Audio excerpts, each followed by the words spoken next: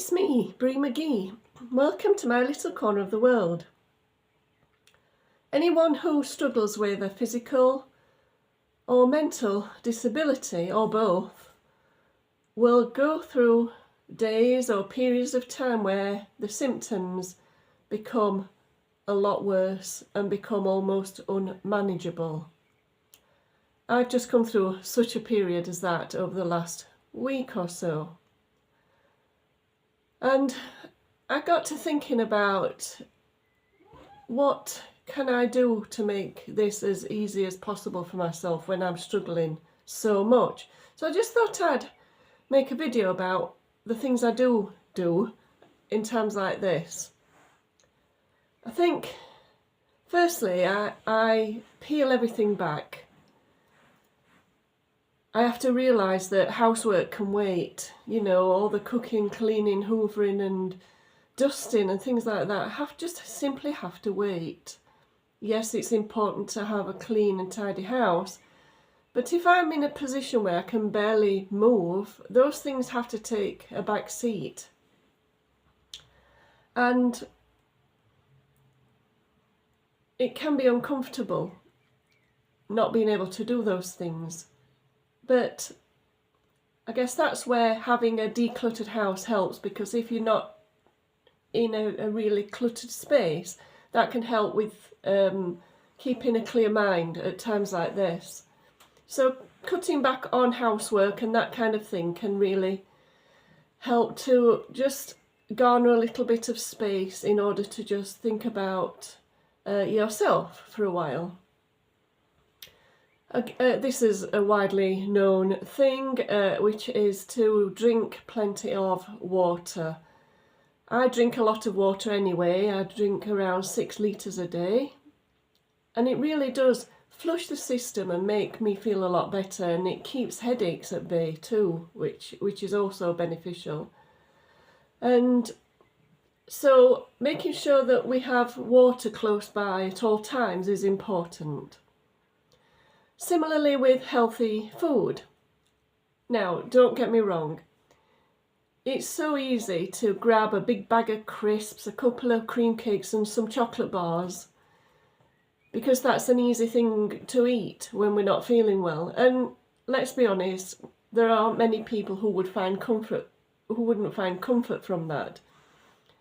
But in the long run, those types of foods will make us feel worse. They certainly do with me.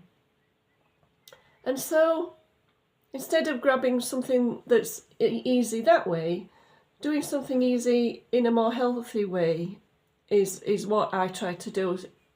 These days you can buy salads ready-made in bags and cartons and things that you can just plop onto a plate, and there you go, you've got a nice healthy meal. Or a tin of soup with a couple of slices of nice bread is easy to shove in the microwave. Or to just have something that you've bought previously to keep in the freezer for such a time as that, where you just need something quick, easy and healthy. So making something healthy to eat is beneficial, and certainly if you can't stand up for long periods of time preparing food, preparing healthy meals like me, then doing something quick and healthy is really, really useful. I think this is another widely known aspect, but to be kind to yourself. We are our own worst critics, and saying we should be doing this, we should be doing that, oh, you're not good enough at this or that, or whatever it is. Just be kind to yourself and think, I'm doing my best. I'm not well.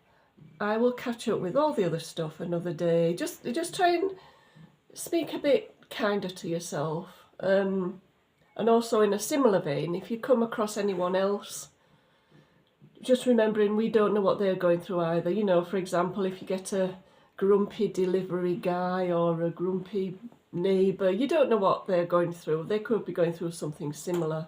So it's about just thinking about that in your interactions too. But getting plenty of rest. for me, it's going to bed early. I go to bed ridiculously early, which I'm not going to admit the time because I'm too embarrassed.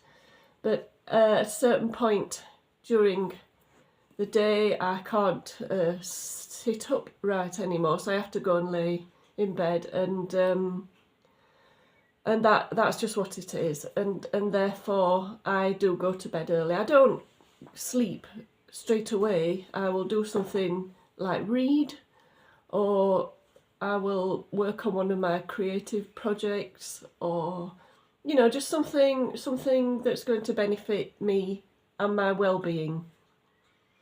I don't tend to sit on my telephone because I don't think that's very helpful to anyone.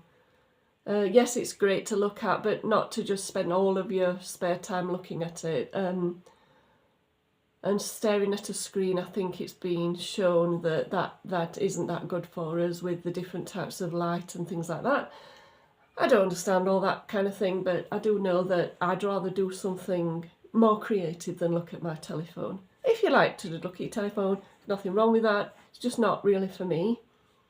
But I do have quite a few creative projects on the go that I work on, or I've got a few books that I enjoy reading. So whilst I go to bed early, I do then do something that helps my well-being, because keeping your well-being in a good place when you're feeling ill is very, very important. And then things like spending time with my cats. Whenever I go to bed, they know it's their bedtime too, and we all snuggle on the bed together, which is also really, really great. That noise is my cat knocking on the door because he wants to go out, so I won't keep you much longer, or him. But no, it's just about taking care of yourself, realising you can't do everything when you're ill, and just doing what you can and being kind to yourself, eating healthy and giving your body lots and lots of fresh water.